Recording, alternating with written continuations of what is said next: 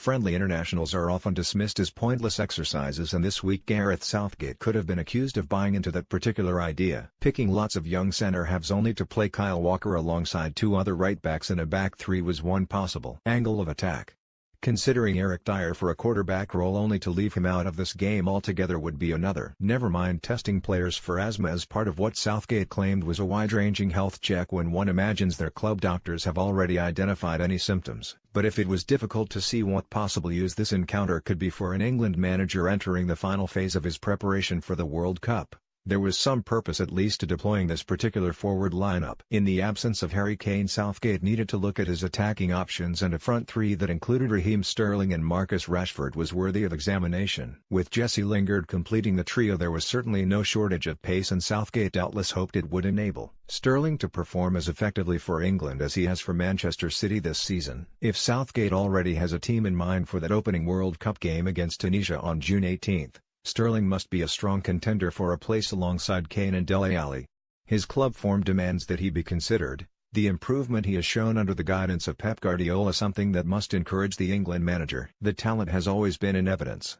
Xavi once said Sterling has the ability to play for any team in Spain, but confidence is what City's manager has given the 23-year-old, and at a major tournament it is a vital ingredient in the makeup of any footballer. It was most definitely in evidence here in Amsterdam, Sterling carrying himself in a manner that said he not only felt comfortable in the England No. 10 shirt but was ready to shoulder the burden of responsibility as one of Southgate's more experienced internationals. There was an obvious desire to get on the ball at every opportunity, and a fearlessness when it came to running at Dutch defenders in determined search of an opening. England's first decent chance came in the form of a flash of step-overs and a neat ball into the path of Lingard, and he generated a heightened sense of anxiety in the Dutch defensive ranks whenever he was in possession.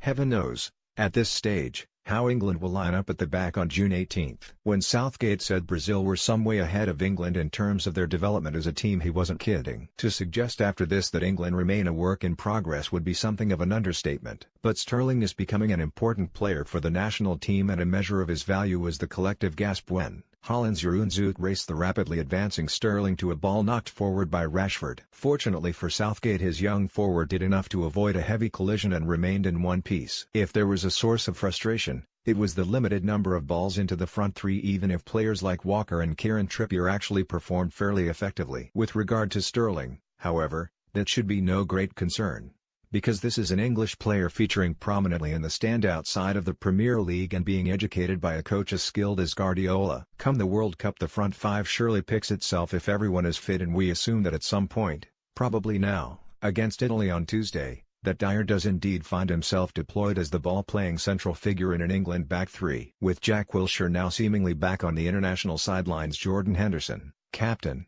would seem the obvious choice in front of Dyer, with Adam Lallana quite possibly his midfield partner if he can get enough first-team football at Liverpool between now and the end of the season, which leaves room for three more spaces that, surely, will be occupied by Kane, Alli, and Sterling, with Rashford and Lingard among some highly capable understudies. It remains an England side perhaps lacking the big match experience that might be required should they progress beyond the group stages and run into a team like Germany or Brazil in the quarterfinals.